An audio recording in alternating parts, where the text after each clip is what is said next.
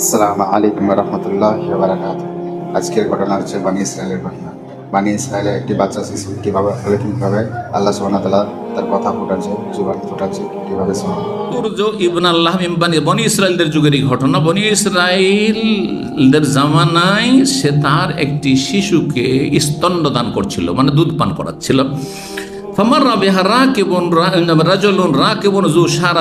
সেই সময় তার পাশ হয়ে একজন আরোহী বড়ই সুদর্শন, জু সারাদিন বড়ই সুন্দর সুঠাম একজন আরোহী, মানে বাহনের উপরে চেপে, উটের উপর অত ঘোড়ার উপরে চেপে সেখান দিয়ে অতিক্রম করলো।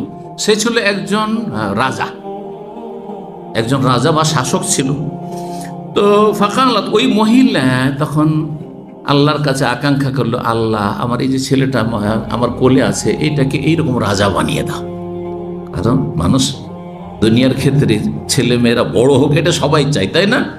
কেউ চায় যে সৎ অসৎ যাই হোক না কেন বড় হোক, হ্যাঁ, এটা দুনিয়াদাররা। আর যারা দিনদার তারাও চায় যে আমার ছেলে আমার চাইতে বড় হোক, অনেক বড় হোক, কিন্তু দিনদার হোক, এতটুকু শুধু পারত। কিন্তু সবাই ছেলে মেয়েদের উন্নতি চায়।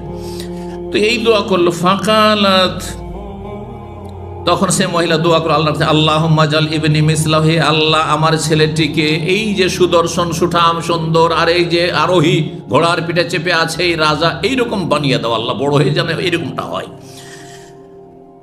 তো বলছেন ফাতারাকা সাদিয়াহা, তখন স্তনে মুখ দিয়ে যে দুধ টানছিল সে ছেড়ে দিল, দুধ পান করা বাচ্চাটা ছেড়ে দিল। ফাকবাল আলার রাগ, তারপর সে আরোহীর দিকে বাচ্চাটা তাকাচ্ছে।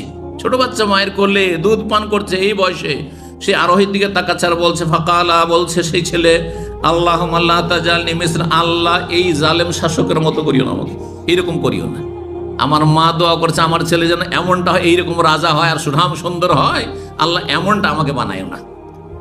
মা তো অবাক, এটা কেমন কথা, আমি দোয়া করলাম একরকম আর বিপরীত দোয়া করছে আমার এই যে সন্তান, আর তার বাকশক্তি খুলে গেছে।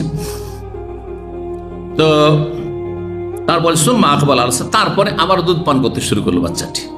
হ্যাঁ, দুধ থেকে মুখ টেনে নিয়ে এই কথাটি বলে নিল, তার বাবা দুধ পান করতে শুরু করলো। ইয়ামুসসুহু, মানে দুধ চুষতে শুরু করলো। মাসসা ইয়ামুসসু মানে দুধ টানা বা দুধ চুষা। সুম্মা মুররা বিআমাতিন, তার একটু পরে একজন দাসীকে লোকেরা নিয়ে যাচ্ছে আর খুব মারধর করছে। দাসীটাকে, কিন্তু দাসী তাকে মারধর করছে। ফাকালা, তখন ওর মা বলছে, আল্লাহুম্মা লা তাজাল ইবনি মিসলা হাযিহি, আল্লাহ আমার ছেলেকে এই দাসীর মতো নির্যাতিত করিও না। দাসীর উপর যেমন জুলম অত্যাচার মারধর চলছে, আমার ছেলে যেন এই রকমের জুলম অত্যাচার সম্মুখীন না হয়। ফাতারাকা সাদিয়া, তখন বাচ্চাটি আবার দুধ থেকে মুখ টেনে নিল, স্তন থেকে। ওয়াকালা বল, আল্লাহুম্মা জাআলনি মিসলা, আল্লাহ এই দাসীর মতোই আমাকে করিও, আল্লাহ এই দাসীর মতোই আমাকে করিও। ফাকালাত লাহু যালিকা, তখন মা বলছে, এটা কেমন কথা, আমি এত সুন্দর একজন রাজা বাদশা যাচ্ছে, ওর মতো দোয়া করলাম যে আল্লাহ যেন তোমাকে ওইরকম করে দেবো, যে আমি এরকম হইতে চাই না, আল্লাহ আমাকে এরকম করিও না। আর এ মার খাচ্ছে আর কত নির্যাতিতা মেয়েটি, আর তার মতো তুমি হওয়ার দোয়া করলে আল্লাহর কাছে, এটা কেমন কথা। ফাকালা, তখন বাচ্চাটি রহস্য বলছে, সুবহানাল্লাহ, আল্লাহর পক্ষ থেকে যে আল্লাহ বাক শক্তি দিচ্ছেন, সেই আল্লাহ অদৃশ্যের কথা তার মুখ দিয়ে, হ্যাঁ, গায়েবের কথা ফুটিয়ে দিতে পারেন, জি, কিন্তু সবাই গায়েব জানবে এমন তো কথা নাই, আমরা জানি না। ফাকাল বল, আর রাকিব জব্বার মিনাল জবাবেরা, ওই যে আরোহী কিসের পিঠে, ঘোড়ার পিঠে চেপে যাচ্ছিল, সে হচ্ছে একজন জালেম শাসক। জব্বার মানে যে হচ্ছে জবরদস্ত নিষ্ঠুর জালেম শাসক। ওয়াহাজিল আমা, তো এই দাসীটি ইয়াকুলু না, কি জন্য তারা মারধর করছিল, গ্রামে চুরি হয়েছে আর সবার সন্দেহ যে এই মেয়েটি কি করেছে, চুরি করে সারাখতে।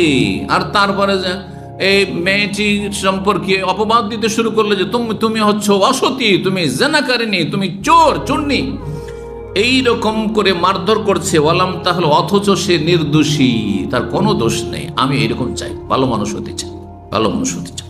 3437 নম্বর হাদিস। আলহামদুলিল্লাহ, বক্তব্যটি শেষ হলো। আল্লাহ চাইলে কি বা না করতে পারে। আল্লাহ সুবহানাহু ওয়া তাআলা সারা জাহানের মালিক। এখন যেসব জালেমরা অত্যাচার করছে, আল্লাহ তাদেরকে তুমি হেদায়েত করো, না হলে যার মাধ্যমে তুমি ধ্বংস করবে। আল্লাহ তুমি ভারতবর্ষের মুসলিমকে হেফাজত করো, আর ভারতবর্ষের মুসলিমকে তুমি হেদায়েত করো। আসসালামু আলাইকুম। ভিডিওটি ভালো লাগলে অবশ্যই শেয়ার করুন।